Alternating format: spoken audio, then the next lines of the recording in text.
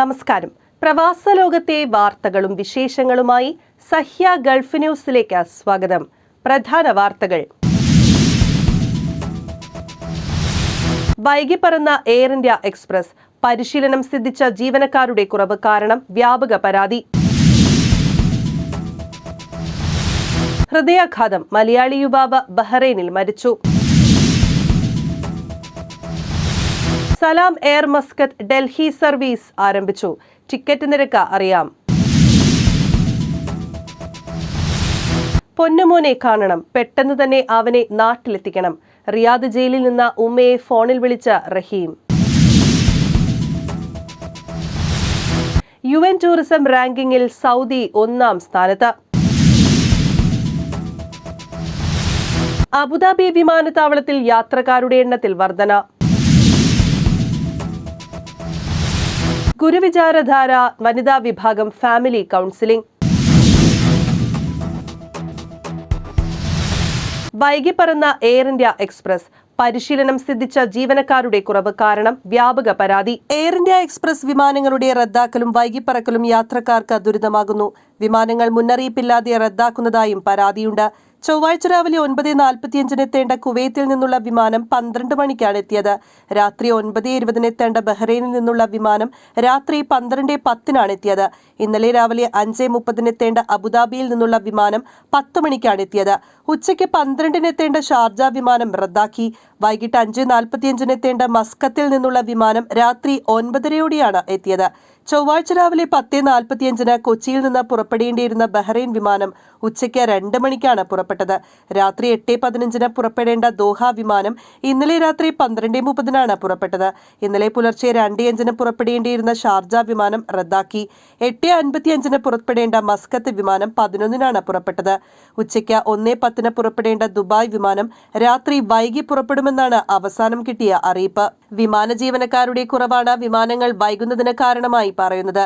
രാജ്യാന്തര വിമാനത്തിൽ പോകാനായി 4 മണിക്കൂർ മുൻപും മറ്റും എത്തുന്ന യാത്രക്കാർ പിന്നെയും മണിക്കൂറുകളോളം വിമാനത്താവളത്തിൽ കാത്തിരിക്കേണ്ട അവസ്ഥയാണ്. Air India express Tata group ഏറ്റെടുത്ത ശേഷം കേരളത്തിൽ നിന്നുള്ള സർവീസുകളുടെ എണ്ണം 33% വർദ്ധിച്ചുവെന്നാണ് കമ്പനി ചൂണ്ടിക്കാട്ടുന്നത്.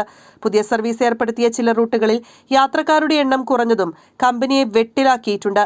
കണ്ണൂർ റാസൽ ഖൈമ റൂട്ടിൽ പ്രതീക്ഷിച്ച പോലെ യാത്രക്കാരെ ലഭിച്ചില്ല. എന്നാൽ വിമാന ജീവനക്കാരെ പരിശീലിപ്പിക്കുന്നതിലെ സംവിധാനത്തിലെ പരിമിതികൾ മൂലം പരിശീലനം സിദ്ധിച്ച ജീവനക്കാരെ കിട്ടാത്ത അവസ്ഥയുണ്ട്. ഇത് സർവീസ് മുടങ്ങുന്നതിനും കാരണമായെന്നാണ് കമ്പനിയുടെ വാദം. കണ്ണൂർ, കോഴിക്കോട് വിമാനത്താവളങ്ങളിലും സർവീസ് റദ്ദാക്കുന്ന സ്ഥിതിയുണ്ട്. News desk, Sahya news, Nedumbassery. ഹൃദയാഘാതം. മലയാളി യുവാവ് ബഹ്റൈനിൽ മരിച്ചു. മലയാളി യുവാവ് ബഹ്റൈനിൽ ഹൃദയാഘാതം മൂലം അന്തരിച്ചു. അടൂർ പന്നിവിഴ സ്വദേശി വൈശാഖ് ഹരിയാണ് മരിച്ചത്. ബഹ്റൈനിലെ മുഖറക്കിൽ സിവിൽ എഞ്ചിനീയറായിരുന്നു വൈശാഖ്. അച്ഛൻ ഹരിക്കുട്ടൻ, അമ്മ പ്രീത ഹരി, സഹോദരൻ വിഘ്നേഷ് ഹരി. തുടർ നടപടികൾക്ക് ശേഷം മൃതദേഹം നാട്ടിലെത്തിക്കും. സംസ്കാരം പിന്നീട്. News desk, Sahya news, Sharjah. Salam Air Muscat Delhi service ആരംഭിച്ചു. ടിക്കറ്റ് നിരക്ക് അറിയാം. ഒമാന്റെ ബജറ്റ് വിമാന കമ്പനിയായ Salam Air Muscat New Delhi service ആരംഭിച്ചു. ആഴ്ചയിൽ 2 ദിവസങ്ങളിലാണ് ഇരു വിഭാഗങ്ങളിലേക്കുമുള്ള സർവീസുകൾ. ചൊവ്വ, വ്യാഴം ദിവസങ്ങളിൽ മസ്കത്തിൽ നിന്നും പുലർച്ചെ 2:15 പുറപ്പെടുന്ന വിമാനം രാവിലെ 6:45 ഡൽഹിയിൽ ലാൻഡ് ചെയ്യും. ഡൽഹിയിൽ നിന്നും രാവിലെ 7:45 പുറപ്പെടുന്ന വിമാനം ഒമാൻ സമയം രാവിലെ 9:25 മസ്കത്തിലെത്തും. ആദ്യ ദിനം മസ്കത്തിൽ നിന്ന് ഡൽഹിയിലേക്ക് 83.40 റിയാലാണ് ടിക്കറ്റ് നിരക്ക്. ഡൽഹിയിൽ നിന്ന് മസ്കത്തിലേക്ക് 46.79 റിയാലിനും ടിക്കറ്റ് ലഭിക്കും. News desk, Sahya news, Muscat. പൊന്നുമോനെ കാണണം, പെട്ടെന്ന് തന്നെ അവനെ നാട്ടിലെത്തിക്കണം. റിയാദ് ജയിലിൽ നിന്ന് ഉമ്മയെ ഫോണിൽ വിളിച്ച റഹീം.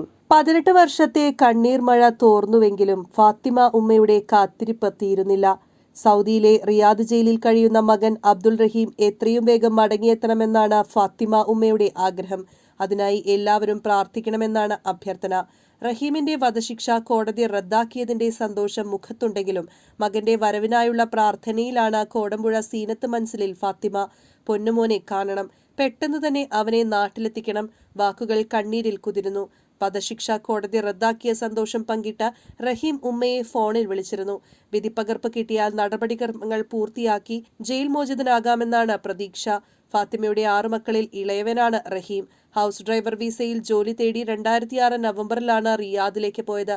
റഹീമിന്റെ മോചനത്തിന് സൗദി കുടുംബം ആവശ്യപ്പെട്ട 34.35 കോടി രൂപ സമാഹരിച്ച മഹാദൗത്യം ലക്ഷ്യത്തിൽ എത്തിയതിന്റെ സന്തോഷത്തിലാണ് നാട്ടുകാരും നിയമസഹായ കമ്മിറ്റിയും.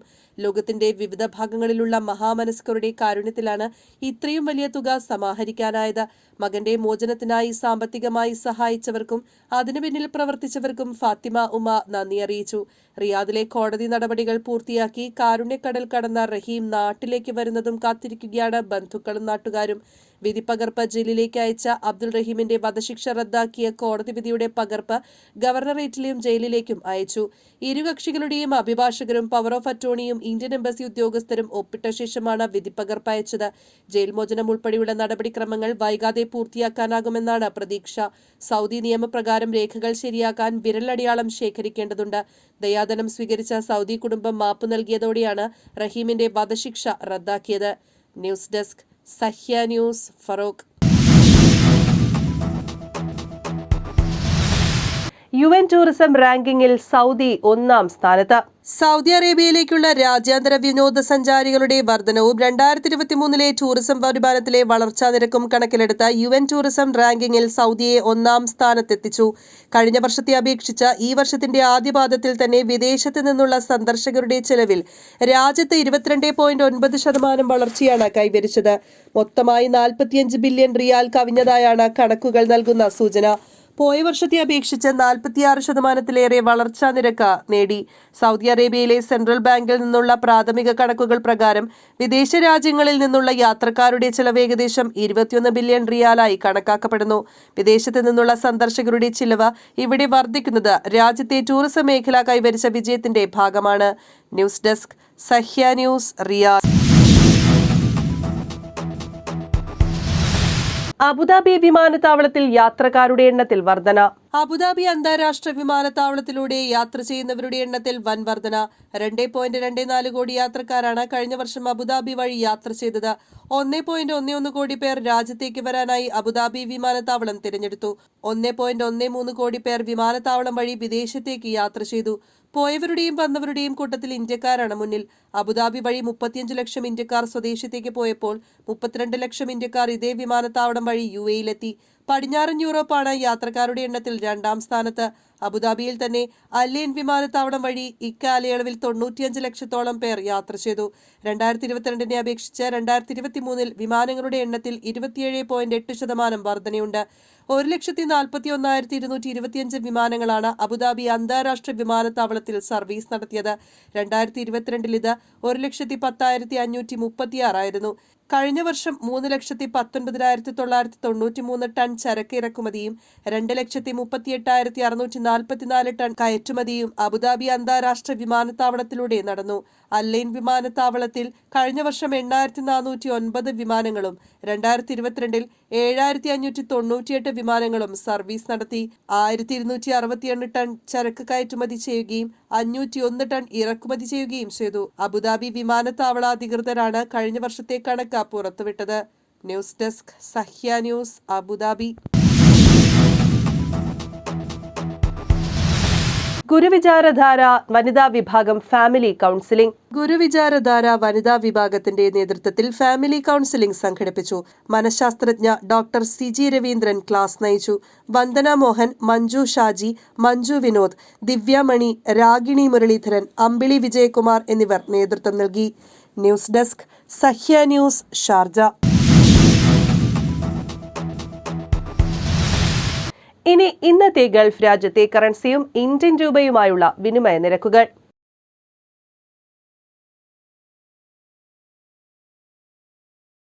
ഇന്നത്തെ ഗൾഫ് ന്യൂസ് ഇവിടെ പൂർണ്ണമാകുന്നു. ഗൾഫ് ന്യൂസ് വീണ്ടും നാളെ ഇതേ സമയം. നന്ദി, നമസ്കാരം.